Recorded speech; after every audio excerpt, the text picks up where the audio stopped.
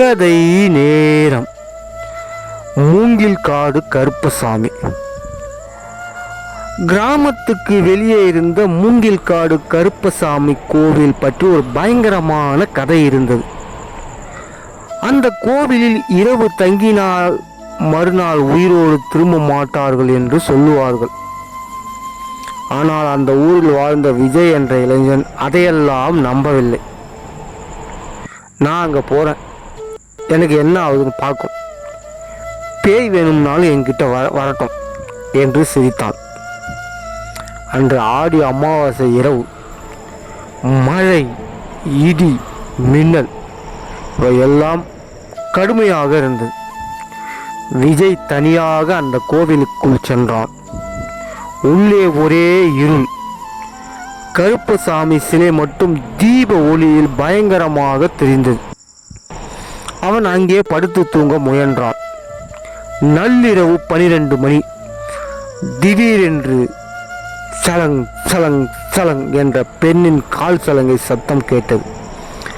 விஜய் மெதுவாக கண் திறந்து பார்த்தான். கோவிலின் வாசலில் வெள்ள உடையில் ஒரு பெண் நின்றிருந்தாள். அவள் தலை கீழே குனிந்திருந்தது. அவன் தைரியமாக கேட்டான், யார் நீ? மெதுவாக அவள் தலை உயர்ந்தது. அவள் முகத்தில் கண்களே இல்லை, கருப்பு குழி மட்டும். விஜய் உடம்பு நடுங்க ஆரம்பித்தது. அந்த பெண் சிரிக்க ஆரம்பித்தார், ஆஹா என்று. அந்த சிரிப்பு முழுவதும் கோவிலை அதிர வைத்தது.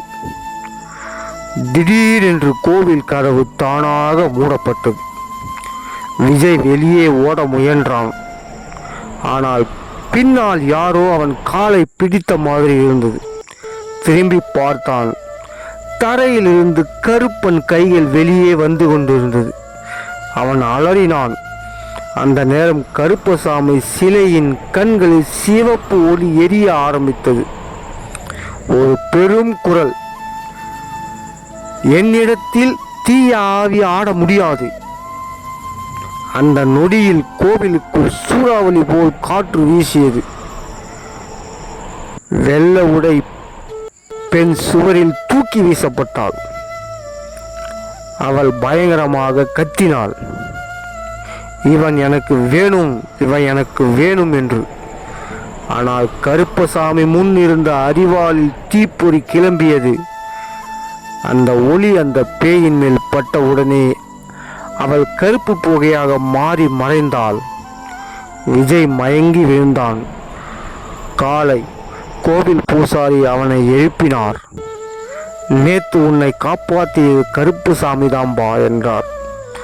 ஆனால் விஜய் வெளியே வந்தபோது கோவில் சுவரில் இரத்தத்தால் எழுதப்பட்டிருந்தது, நான் திரும்பவும் வருவேன் என்று. இந்த கதை பிடிச்சிருந்தா லைக் பண்ணுங்க, ஷேர் பண்ணுங்க, சப்ஸ்கிரைப் பண்ணுங்க. நன்றி, வணக்கம்.